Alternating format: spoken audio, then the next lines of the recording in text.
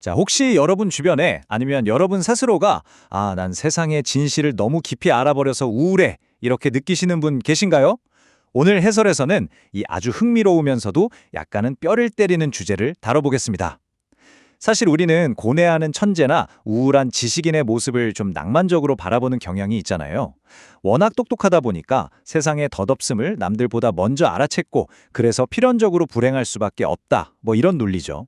그런데 말이죠. 20세기의 위대한 철학자이자 수학자인 버트런드 러셀은 그의 저서 행복의 정복 2장 바이런의 불행 파트에서 이 오만하고 낭만적인 착각을 아주 차갑고 또 논리적으로 박살내버립니다. 만약 지식인들의 그 이른바 고상한 우울증이 사실은 그냥 뇌의 논리적 오류, 그러니까 일종의 버그에 불과하다면 어떨까요? 오늘 이 문제를 디버깅하듯 하나하나 파헤쳐 보겠습니다. 지금 이 해설을 보고 계신 분들 중에는 과학, 기술, 공학 쪽에 종사하시거나 평소 분석적이고 논리적인 사고를 즐기시는 분들이 진짜 많으실 텐데요. 제가 아주 직설적인 질문 하나 던져보겠습니다. 세상의 진실을 객관적으로 꿰뚫어 보게 되면 인간은 진짜 필연적으로 불행해지는 걸까요? 수많은 지식인들이 그렇다고 믿어 의심치 않았습니다. 우주는 끝없는 엔트로피 증가 속에서 결국 소멸할 거고 우리 존재는 우주의 먼지에 불과하다, 뭐 이런 거창하고 심오한 통찰 말이죠. 그런데 오늘 우리가 살펴볼 러셀의 진단에 따르면요. 우리가 엄청난 철학적 통찰이라고 믿어왔던 그 우울함은 사실 생물학적인 오작동, 즉 인지적 오류에 불과하다는 겁니다. 그러니까 불행은 결코 지성의 증거가 아니라는 거죠. 오늘 우리는 이지적인 오류를 진단하고 또 치료하기 위해서 아주 체계적인 접근을 해볼 겁니다. 자, 똑똑한 사람들의 착각부터 시작해서 이걸 해결할 생물학적 해독제까지 순서대로 쭉 한번 파헤쳐 보겠습니다. 그럼 첫 번째 단계로 바로 넘어가 볼까요? 첫 번째 파트입니다. 똑똑한 사람들의 불행한 착각. 대체 왜 이분들은 자기들이 불행한 걸 그렇게 자랑스러워할까요? 이 똑똑한 분들의 머릿속에서 착각이 작동하는 메커니즘을 보면 진짜 재밌습니다. 이성을 상생하는 뇌가 아주 무거운 우울감이라는 닻에 꽁꽁 묶여버린 형국이거든요. 이분들은 자신의 그 이성적인 통찰력이 우주의 허무함을 발견해냈고 그래서 자신이 우울하다고 굳게 믿습니다. 심지어 이 불행을 즐기는 자야말로 세상의 진짜 진실을 꿰뚫어보는 사람이라면서 묘한 우월감까지 느껴요. 난 너희들처럼 무지몽매해서 해맑게 웃고 다니는 게 아니야. 난 진실을 알기 때문에 고뇌하는 거라고. 이런 식이죠. 한마디로 우울증을 일종의 지적인 훈장처럼 여기는 아주 심각한 착각에 빠져 있는 겁니다. 하지만 러셀은 이런 태도에 대해서 아주 명쾌하게 반박합니다.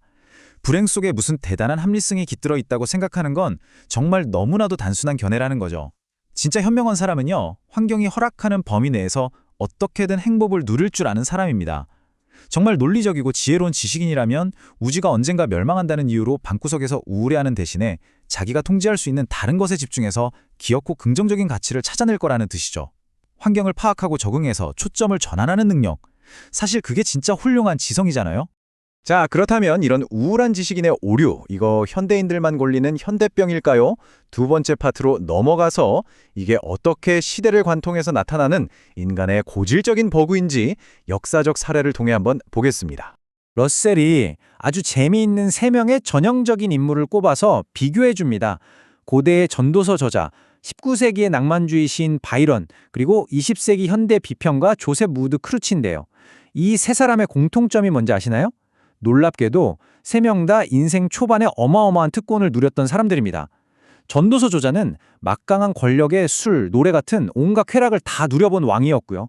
바이런은 다다넬스 해협을 건너면서 수많은 낭만적 연애를 섭렵한 귀족이었습니다. 크루치 역시 뉴욕 상류층 지식인이었죠. 그런데 이분들이 세상 좋은 걸 다 누려본 다음에 약속이나 한 듯이 똑같은 결론을 내립니다. 모든 게 다 헛되다. 세상은 아무 가치가 없다. 여기서 우리가 짚고 넘어가야 할 가장 핵심적인 펀치라인은 바로 이겁니다. 이 사람들은 인생의 쾌락이랑 쾌락은 끝까지 다 소진해버려서 뇌의 보상회로가 그냥 타버린 거예요. 한마디로 심각한 감정적 고갈 상태에 빠진 거죠. 더 이상 어떤 새로운 자극이 와도 기쁨을 느끼지 못하는 그 생리적인 무감각 상태를 아주 그럴싸하게 우주의 객관적 무가치함이라는 철학적인 전문용어로 싹 포장을 해버린 겁니다. 심오한 철학적 사색의 결과가 아니라 사실은 그저 쾌락의 과잉으로 인한 감정적 번아웃, 그게 이분들의 진짜 문제였던 거죠. 자, 이제 오늘 해설의 가장 중요한 전환점입니다. 세 번째 파트, 철학이 아닌 기분의 문제. 그렇다면 이 똑똑한 분들의 논리외로 어디서부터 에러가 났던 걸까요? 데이터 분석 같은 거 하실 때 제일 조심해야 하는 게 뭘까요? 맞습니다. 인과관계랑 상관관계를 혼동하는 거. 그리고 특히 인과관계의 방향을 완전히 거꾸로 짚어버리는 역인과관계 오류죠. 우주적 허무주의에 빠진 지식인들이 딱 이 역인과관계 오류를 저질렀습니다. 이분들은 철저하게 생리적인 기분의 문제를 논리로 포장하는 아주 거대한 인지적 착각 속에 빠져 있었던 거예요. 비관론자들의 착각 메커니즘을 한번 뜯어볼까요? 이분들은 보통 나의 심오한 철학적 사색이 세상의 허무함을 발견했고 그 결과로 내가 우울해졌다 이렇게 믿습니다. 원인에서 결과로 흐르는 방향이 철학에서 감정으로 간다고 생각하는 거죠. 하지만 실제 인과관계는 완전 정반대입니다.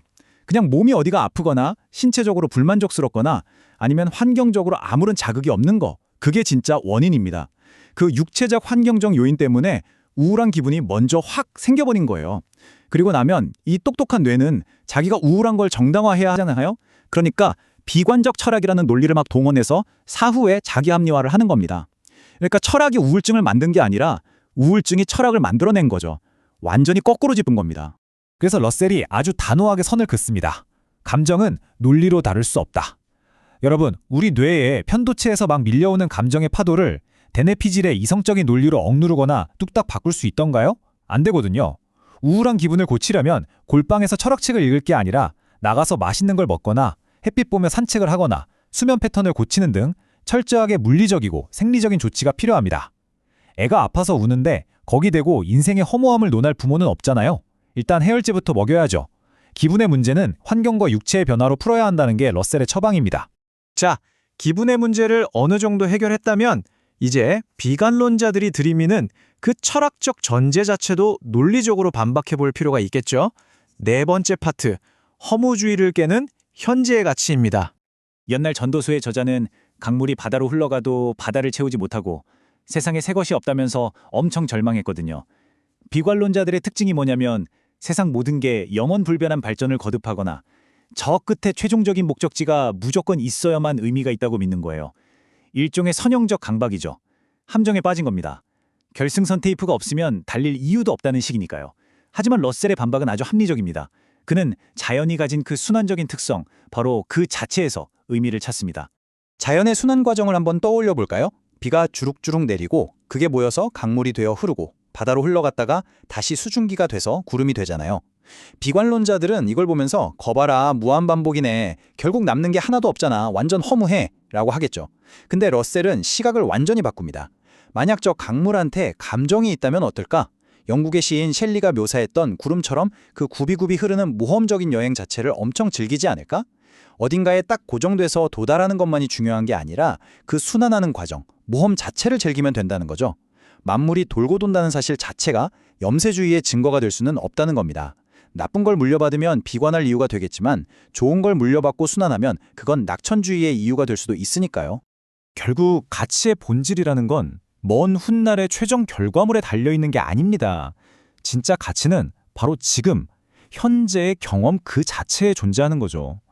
어차피 우주는 수십억 년 뒤에 먼지가 될 텐데 그럼 지금 제가 마시는 이 따뜻한 커피 한 잔은 아무 의미가 없는 걸까요? 아니요, 절대 아니죠.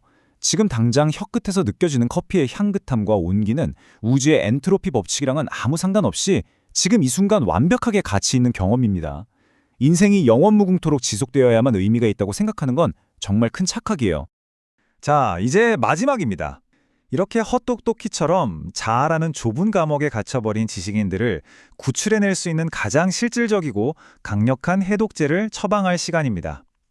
그 해독제는 바로 사랑입니다. 잠깐, 방금 전까지 논리적인 이야기 실컷 하다가 갑자기 웬 사랑 타령이냐고요? 에이, 오해하시면 안 됩니다. 여기서 말하는 사랑은 무슨 빅토리아 시대 사람들이 생각했던 것처럼 엄청 신비롭고 종교적이고 막 무조건적인 희생을 강요하는 그런 고상하고 낭만적인 시집 속 개념이 아니에요. 러셀이 진단하는 현대적이고 합리적인 사랑은요, 굉장히 모험적이고 개방적이며 무엇보다 우리 호모사피엔스의 생존을 위한 필수적인 생물학적이고 협조적인 메커니즘입니다. 자, 그리고 타인, 사회의 관계를 한번 머릿속에 그려보세요. 철학적 비관론에 깊이 빠진 지식인들은 오직 나의 고뇌, 나의 생각이라는 아주 좁은 감옥 안에만 단단하게 갇혀있는 상태입니다. 여기서 진정한 삶의 기쁨을 다시 느끼려면 이 두껍고 이기적인 자아의 껍질을 팍 부수고 밖으로 나와야만 해요. 타인과 정서적으로 교류하면서 그 사람의 본능적 목적을 만족시켜주는 과정, 즉 자아를 외부로 확장하는 작업이 절대적으로 필요합니다. 사랑은 아름다운 음악이나 멋진 일출을 볼 때 느끼는 감동과 완전히 동일한 원리로 작동해서 우리에게 생명력 넘치는 기쁨의 원천이 되어주는 거죠. 사실 인간은 혼자서 독고다이로 완벽하게 살아갈 수 있는 동물이 아니잖아요. 피차 협력해야만 생존할 수 있도록 설계된 사회적 동물입니다. 진화론적 관점에서 볼 때 사랑은 뿔뿔이 흩어져 있는 이기적인 개체들을 서로 착 연결해서 협조 정신을 발현하게 만드는 최초의 그리고 가장 강력한 생물학적 스위치, 트리거입니다. 우리가 누군가를 깊이 사랑하고 연결되는 경험을 함으로써 우리는 비로소 그 허무주의를 부르짖던 고독한 철학자의 망상에서 빠져나와 생명력이 펄펄 넘치는 이 현실 세계에 단단하게 닻을 내리게 되는 겁니다. 자, 오늘 우리는 똑똑한 사람들을 괴롭히는 지식인의 우울증이라는 버그의 원인이 뭔지, 그리고 어떻게 해결할 수 있는지 디버깅을 한번 쭉 해봤습니다. 그럴싸해 보이던 철학적 비관론이 사실은 세상의 진실을 깨달은 게 아니라 그냥 피곤한 육체와 감정적 고갈이 만들어낸 논리적 오리라는 사실, 이제 확실히 아셨죠?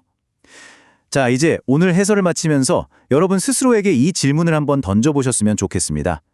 혹시 여러분은 우주의 허무함이니 세상의 덧없음이니 하는 거창한 핑계를 대면서 정작 바로 눈앞에 있는 작지만 확실한 현재 행복을 스스로 걷어차고 있지는 않으신가요? 수십억 년 뒤 우주의 종말을 걱정하기엔 우리가 살아 숨쉬는 오늘의 커피 한 잔, 산책 한 번이 너무나도 생생하고 소중하잖아요. 여러분의 그 뛰어난 지성을 스스로를 불행하게 합리화하는 데 쓰지 마시고 주변 환경에 잘 적응하고 지금 이 순간의 기쁨을 발견하는 데 마음껏 사용하시길 바랍니다. 오늘 해설은 여기까지입니다. 긴 시간 함께해 주셔서 감사합니다.